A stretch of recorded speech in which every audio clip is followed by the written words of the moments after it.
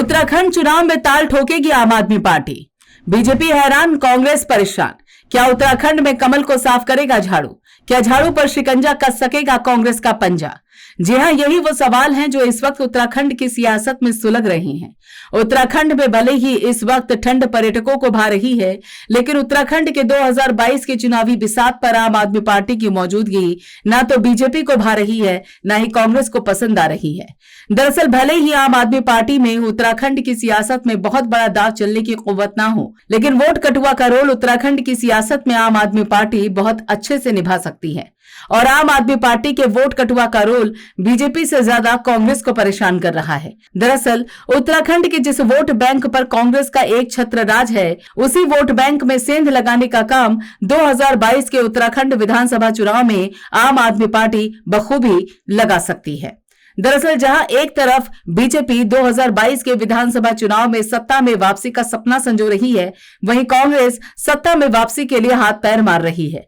ऐसे में उत्तराखंड की सियासत में अपनी किस्मत आजमाने उतरी आम आदमी पार्टी और उसके लोक लुभावने दावे वादे एक तरफ जहां उत्तराखंड की जनता के दिल में दस्तक दे रहे हैं, वहीं कांग्रेस और बीजेपी की पेशानी पर कड़कड़ाती ठंड में भी पसीना ला रही है। दरअसल 9 नवंबर 2000 से उत्तराखंड की राजनीति में दो ही सियासी दल का वर्चस्व रहा है, एक कांग्रेस, दूसरा बीजेपी। ऐसे में आम आदमी पार्टी के उत्तराखंड की 70 विधानसभा सीटों में ताल ठोकने के बाद उत्तराखंड का सियासी गणित बीजेपी और कांग्रेस के लिए बिगड़ सकता है। साथ ही जनता अगर आम आदमी पार्टी को तीसरे विकल्प के तौर पर देखने लगेगी, तो न सिर्फ उत्तराखंड की कई विधानसभा सीटों पर न सिर्फ कमल मुरझा जाएगा, बल्कि कांग्रेस का हाथ भी कमजोर पड़ जाएगा। यही कारण है कि उत्तराखंड में आम आदमी पार्टी की एंट्री से बीजेपी और कांग्रेस दोनों को चिंता सताने लगी है। और ये चिंता होनी भी चाहिए, क्योंकि अगर आम आदमी पार्टी से बीजेपी और कांग्रेस को चिंता नहीं होगी, तो आम आदमी पार्टी को कम आंकने का रवैया आगामी विधानसभा चुनाव में कांग्रेस और बीजेपी दोनों पर भारी पड़ सकता है। और जिस तरीके से हरीश रावत और बीजेपी के दिग्गज चेहरे अपनी रैलियों और सभाओं में आम आदमी पार्टी को और दिल्ली के मुख्यमंत्री अरविंद केजरीवाल को याद करना नहीं भूलते, उसके चलते साफ पता चलता है कि उत्तराखंड की सियासत में आम आदमी पार्टी का कद लगातार बढ़ रहा है। 2014 में आम आदमी पार्टी ने उत्तराखंड की 5 लोकसभा सीटों पर अपने उम्मीदवार उतारे थे, लेकिन लोकसभा चुनाव के नतीजे पूरी तरीके से आम आदमी पार्टी को निराश कर गए।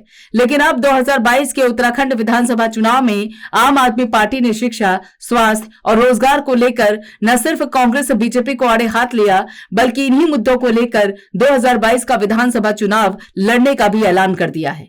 अब देखना यह होगा कि 2022 के विधानसभा चुनाव में आम आदमी पार्टी देवभूमि की जनता से जुड़े मुद्दों के बलबूते उत्तराखंड की तीसरी ताकत बनती है, या फिर वोट कटुआ का किरदार निभाकर बीजेपी और कांग्रेस का सरदर्द बनती है। Bureau report, C10 news.